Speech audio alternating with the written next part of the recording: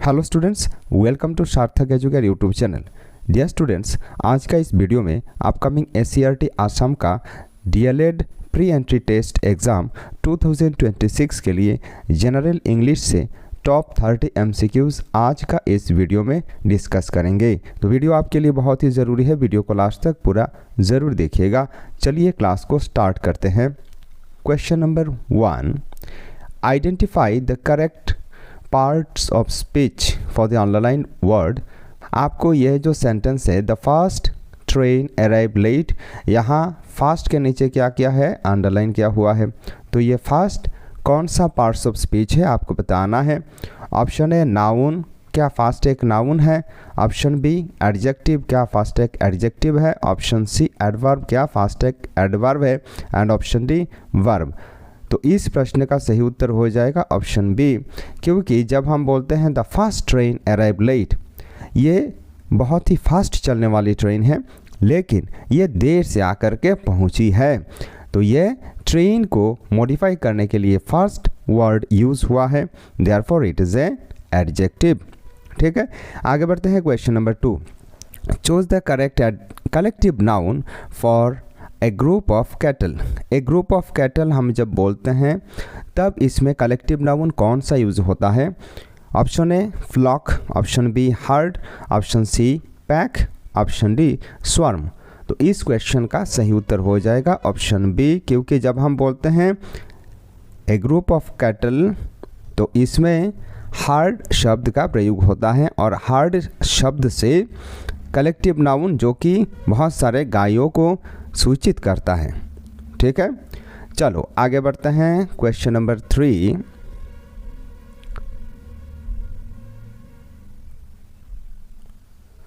Which of the following is an abstract noun. आपको बताना है निम्न में से कौन सा एक एब्स्ट्रैक्ट नाउन है। एब्स्ट्रैक्ट नाउन से क्या इंडिकेट किया जाता है। एब्स्ट्रैक्ट नाउन से एब्स्ट्रैक्ट थॉट जैसे कि सुख, दुख, व्यथा आदि को सूचित किया जाता है। ऑप्शन ए गोल्ड। देखो गोल्ड एक एब्स्ट्रैक्ट नाउन नहीं है, क्योंकि गोल्ड हम टच कर सकते हैं, सोने को हम टच कर सकते हैं। Happiness, yes this is the correct answer, क्योंकि हैप्पीनेस यह जो शब्द है यह सिर्फ और सिर्फ महसूस करने वाला शब्द है। इसे ना तो हम छू सकते हैं ना तो हम आंखों से देख सकते हैं। देयरफॉर ऑप्शन बी इस क्वेश्चन का सही जवाब हो जाएगा। Question number 4, fill in the blank with the correct pronoun. Every student must bring dash own book, यानी कि हर एक बच्चों को क्या करना है, अपना अपना निजी किताब लाना है। ठीक है, तो यहाँ दे आर, हिज और हर, दे आवर, इनमें से क्या इसमें सही जवाब होगा। यहाँ फिल इन द ब्लैंक में बैठ जाएगा ऑप्शन बी, यानी कि हिज और हर। यानी कि यह जो सेंटेंस है यह करेक्ट होगा जब हम ये बताएंगे every student must bring his और हर ओन बुक। ठीक है, यहाँ आप में से बहुत सारे शिक्षार्थी ऐसे होंगे जो कि आमतौर पे सोचते होंगे कि यहाँ देयर हो जाएगा।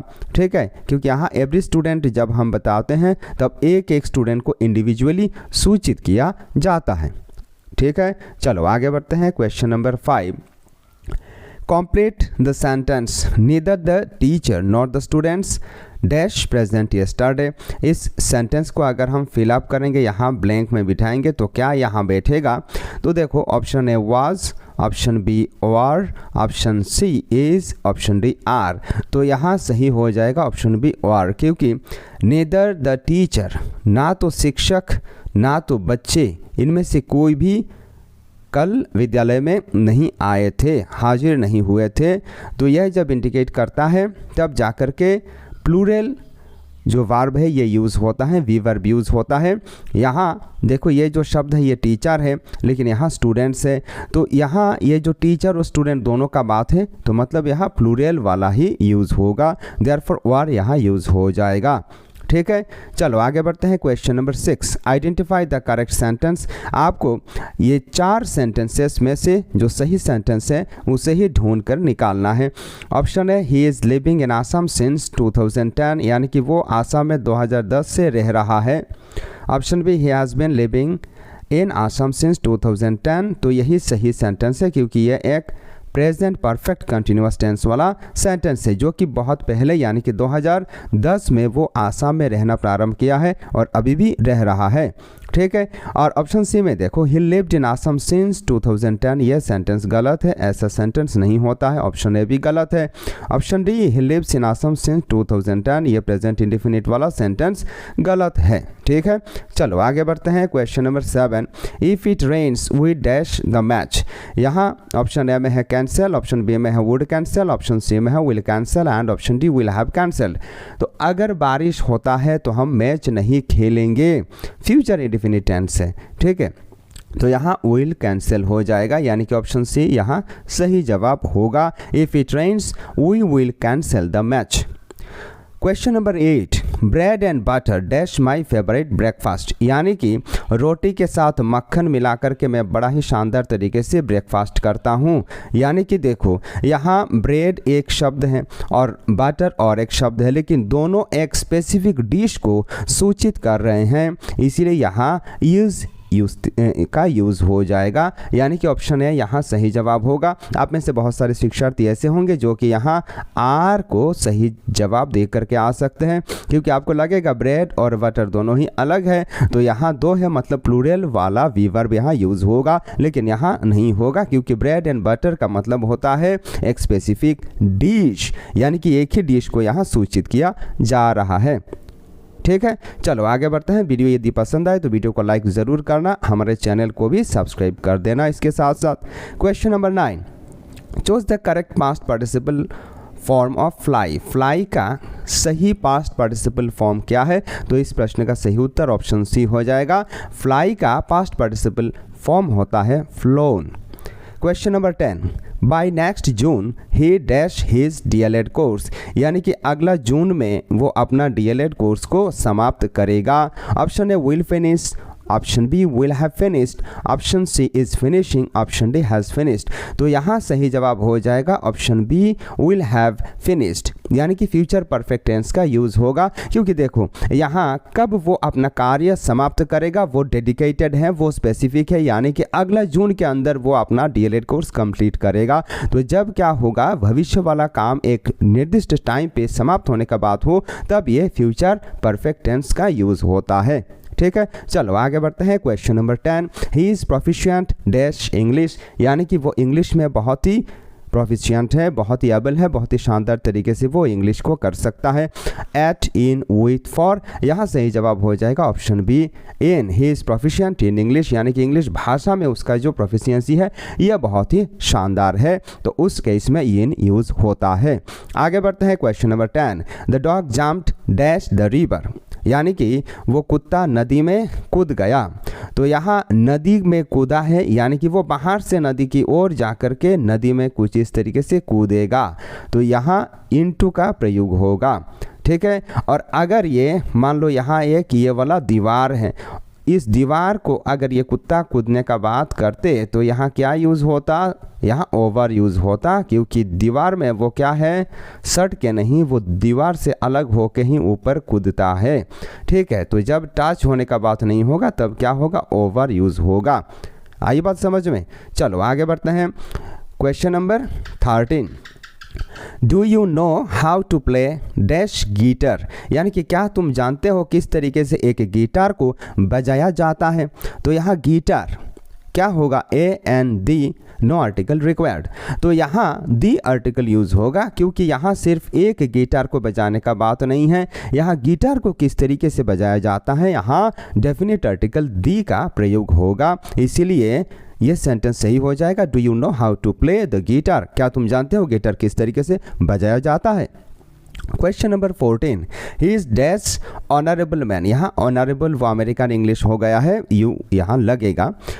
तो यहाँ ऑनर शब्द जो है यहाँ साइलेंट क्या है, एच यहाँ साइलेंट है। तो जब एच साइलेंट होता है, जैसे कि आवर, आवर के सामने भी एन का प्रयोग होता है, आर्टिकल एन यहाँ यूज़ होगा, ठीक है। चलो आगे बढ़ते हैं। Question number 15, she has been suffering from fever dash Monday last. यहाँ देखो लास्ट मंडे से, यानी कि पिछले सोमवार से वो बुखार से व्यतीत हो रही है। तो यहाँ क्या हो जाएगा, यहाँ पॉइंट ऑफ टाइम है, तो जब पॉइंट ऑफ टाइम यूज़ होता है तब क्या होता है, सिंस का प्रयोग होता है। और जब क्या यूज़ होता है, पीरियड ऑफ टाइम जब यूज़ होता है, तो पीरियड ऑफ टाइम यूज़ होने से क्या प्रयोग किया जाता है, एक व्यापक टाइम का जब प्रयोग होता है तब क्या यूज़ होता है, तब होता है फॉर का इस्तेमाल। ठीक है, उस केस में फॉर यूज़ किया जाता है, याद रखिएगा। Question number 16, what is the synonym of diligent. Diligent का सिनोनिम यानी कि समार्थक क्या होगा आपको बताना है। तो देखो, डिलीजेंट का मतलब होता है जो बहुत ही परिश्रमी व्यक्ति हो, जो परिश्रम कर सकता हो। इसका विपरीत हो जाएगा लेजी, तो लेजी तो सही जवाब नहीं होगा। Hard working, yes hard working इसका सही जवाब होगा। ठीक है, चलो आगे बढ़ते हैं। Question number 17, what is the antonym of barren. तो बैरन किस शब्द को कहा जाता है, यानी कि बैरन का मतलब होता है जहाँ कुछ भी उपजाऊ करने का लायक नहीं है, जहाँ कुछ भी उत्पादित नहीं होता है। जैसे कि सैंड बार, सैंड बार अगर हम देखेंगे तो वहाँ कुछ भी, जैसे कुछ भी अगर हम सरसों को उत्पाद करने का प्रयास करेंगे तो वो नहीं होगा, तो इसे बैरन कहा जाता है। तो बैरन का विपरीत हो जाएगा फर्टाइल। फर्टाइल का मतलब है उपजाऊ, उपजाऊ ज़मीन इसे हम कहते हैं जहाँ हर एक प्रकार का सब्जी को, सरसों को हम उत्पाद कर सकते हैं।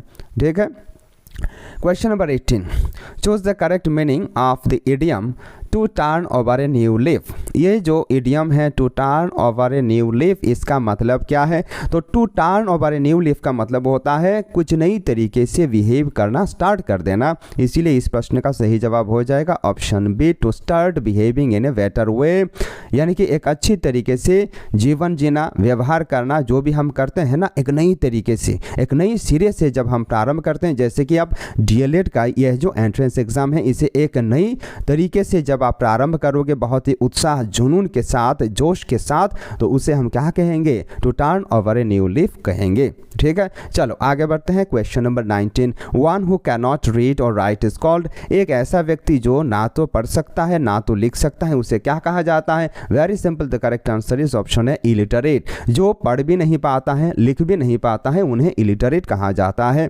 Question number 20, choose the correctly spelled word. यहाँ आपको सही तरीके से स्पेलिंग किस शब्द में है आपको बताना है। तो यहाँ जो शब्द है बहुत ही सिंपल आसान शब्द है जो कि रिसीव है। तो रिसीव का सही स्पेलिंग होता है RACEIVE, यानी कि ऑप्शन 2 इस क्वेश्चन का करेक्ट आंसर है। आगे बढ़ते हैं। Question number 21, changed into passive voice. यहाँ आपको ये जो एक्टिव वॉइस दिया हुआ है ना, the boy killed A spider, लड़का ने एक स्पाइडर को, एक मकड़ी को मारा। ठीक है, मारा था। तो इसको अगर हम पैसिव वॉइस में कन्वर्ट करेंगे तो ये हो जाएगा a spider was killed by the boy. Option B इसका सही जवाब है। Question number 22, change into passive voice. यहाँ दो वॉइस का क्वेश्चन है। शट द डोर, ये जब सेंटेंस दिया रहेगा और आपको इसे क्या करना है, एक्टिव से पैसिव वॉइस में रूपांतरित करना है। तो आप इसमें अगर गौर से देखोगे तो ये एक क्या है, इसमें आदेश सूचित किया जा रहा है। तो इस तरीके का जब आदेशात्मक शब्द, आदेशात्मक वाक्य रहता है तो इसे लेट से प्रारंभ करना होता है, let the door be shut. ठीक है, चलो आगे बढ़ते हैं। Question number 23, change into indirect speech. आपको यहाँ इनडायरेक्ट स्पीच में कन्वर्ट करना है। सेंटेंस है he said I am writing a letter. तो देखो यहाँ जो सेड है यानी कि जो रिपोर्टिंग वर्ब है वो पास्ट टेंस में है।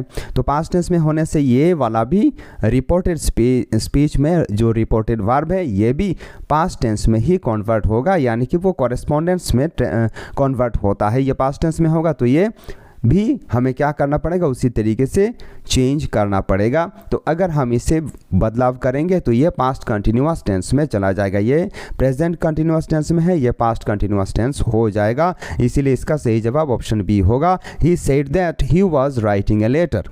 ठीक है, आगे बढ़ते हैं। Question number 24, change into indirect speech. आपको डायरेक्ट से इनडायरेक्ट स्पीच में चेंज करना है, कन्वर्ट करना है। The teacher said the earth moves around the sun. यहाँ यूनिवर्सल ट्रूथ को बताया गया है शिक्षक द्वारा। तो इस तरीके का जब होता है सेंटेंस तब यहाँ ये देखो, यहाँ रिपोर्टिंग वर्ब भी पास्ट टेंस में है लेकिन कुछ भी बदलाव नहीं होगा। हैबिचुअल एक्शन जब यूनिवर्सल ट्रूथ को बताया जाता है तब कुछ बदलाव करने का आवश्यकता नहीं होता है। तो इसका सही फॉर्म हो जाएगा the teacher said that the earth moves around the sun. इसमें कोई हमें छेड़छाड़ करने की आवश्यकता नहीं है।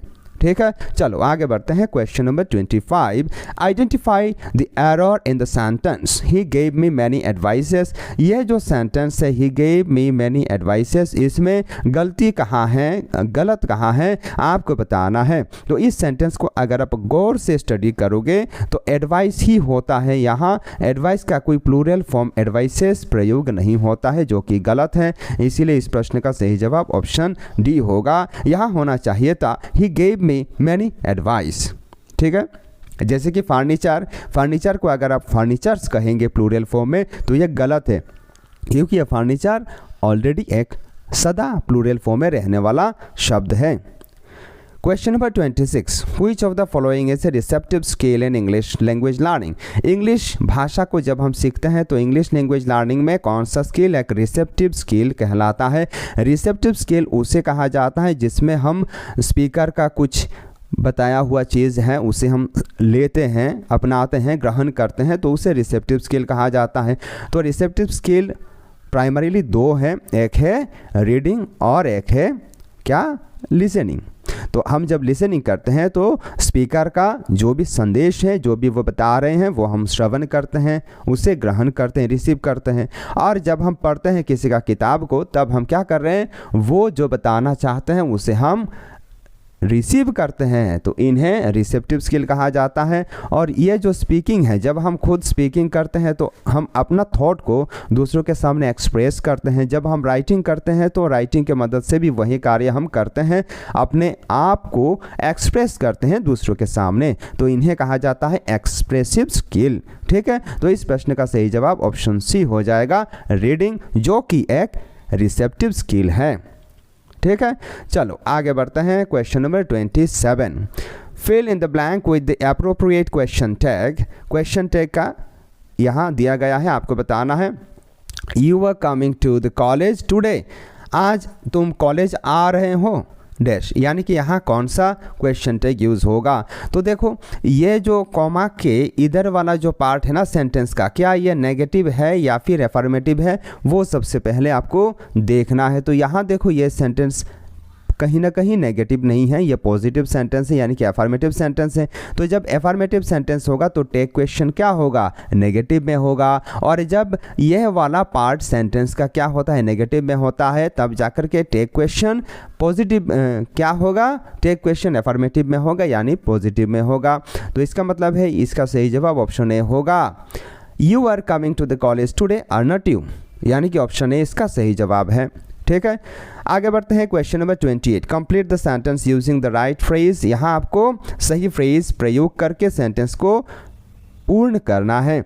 The meeting was dash due to heavy rain, यानी कि इतना ज़्यादा बारिश हुआ कि मीटिंग को कैंसिल करना पड़ा। Option A called off, option B है कॉल्ड फॉर, ऑप्शन सी है put up and option D है रन आउट। तो इस प्रश्न का सही उत्तर हो जाएगा ऑप्शन ए, क्योंकि मीटिंग को कैंसिल करने का बात यहाँ कहीं ना कहीं सूचित किया जा रहा है। तो कॉल्ड ऑफ का मतलब होता है जो चीज़ होने वाला था जिसे हमने रद्द कर दिया, कैंसिल कर दिया, इसीलिए ऑप्शन ए इसका सही जवाब हो जाएगा। चलो आगे बढ़ते हैं। Question number 29, choose the sentence with correct punctuation. आपको कौन सा सेंटेंस में सही पंक्चुएशन दिया गया है वो बताना है। ऑप्शन है व्हाट ब्यूटीफुल सीन। देखो, व्हाट ब्यूटीफुल सीन यह एक एक्सक्लेमेटरी सेंटेंस है, लेकिन यहाँ कोई एक्सक्लेमेशन का मार्क नहीं है, मतलब यह सेंटेंस का पंक्चुएशन गलत है। Option B what beautiful scene cried Reema. यहाँ व्हाट ब्यूटीफुल सीन के बाद मार्क ऑफ एक्सक्लेमेशन है, यानी कि ये कहीं ना कहीं करेक्ट है। इसके बाद इन्वर्टेड कॉमा के अंदर भी है, फिर क्राइड रीमा, यानी कि रीमा ने ये बोला। तो इसका मतलब ये सेंटेंस हो सकता है करेक्ट होगा, लेकिन बाकी सेंटेंसेस को भी हम देखेंगे। व्हाट ब्यूटीफुल सीन, इसके बाद सिर्फ और सिर्फ मार्क जो एक्सक्लेमेशन मार्क है, मार्क ऑफ एक्सक्लेमेशन ये दिया हुआ है, एक्सक्लेमेटरी मार्क दिया हुआ है, लेकिन कोई इन्वर्टेड कॉमा नहीं है, ये गलत है। Option D what beautiful scene, यहाँ क्वेश्चन मार्क दिया है, मतलब यहाँ पंक्चुएशन गलत है। ठीक है, question number 30 and this is the last question of today's video. Fill in the blank with the correct phrase. He is senior dash me by 2 years, यानी कि वो मुझसे 2 साल का सीनियर है, 2 साल बड़ा है। तो इस तरीके से सुपीरियर, इन्फीरियर, सीनियर, जूनियर जब होता है तो यहाँ आपको देन का प्रयोग कभी नहीं करना है, ठीक है। याद रखिएगा, जब सीनियर, जूनियर, सुपीरियर, इन्फीरियर इस तरीके का शब्द यूज़ होता है तो आपको हमेशा क्या यूज़ करना है, हमेशा टू यूज़ करना है। तो क्या होगा इस प्रश्न का सही उत्तर? Option B, he is senior to me by 2 years। Dear students, this is the end of today's video. अगला वीडियो में और कोई शानदार टॉपिक के साथ आपसे फिर हम मुलाकात करेंगे। तब तक के लिए आप इसी प्रकार पढ़ाई करते रहिए, आगे बढ़ते रहिए। नमस्कार, जय हिंद।